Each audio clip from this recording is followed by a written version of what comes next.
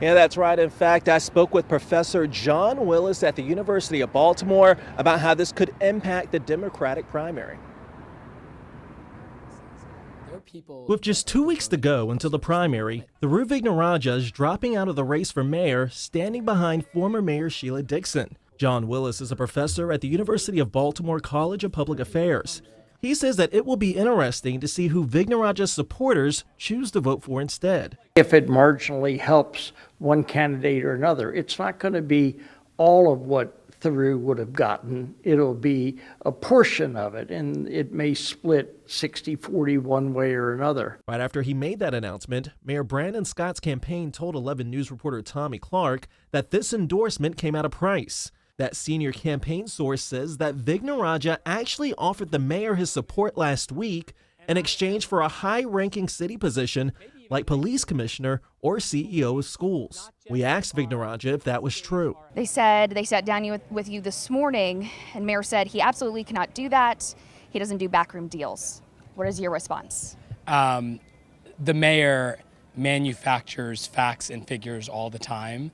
That is a remarkable recitation of a private conversation. This is the mayor being a child, and he's being petty, and he should know better than to suggest that Sheila Dixon or I would do something that maybe he does with developers, but that certainly public servants and politicians don't do.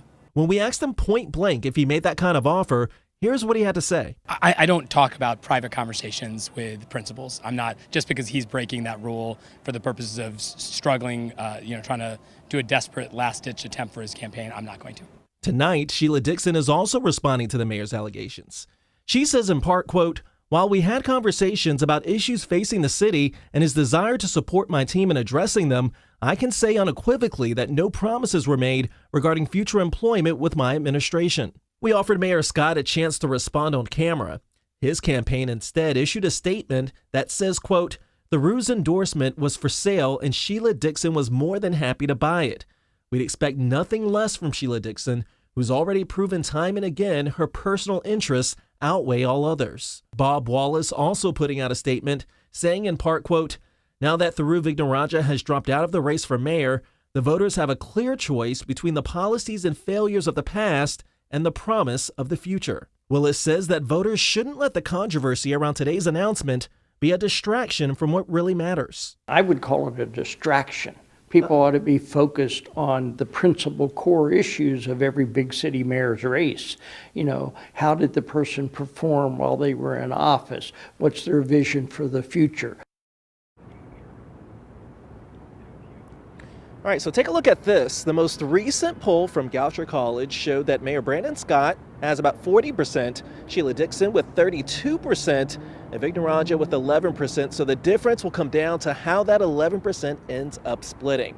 Now, just a reminder, early voting starts tomorrow, and that runs through May 9th, and the primary election is on May 14th.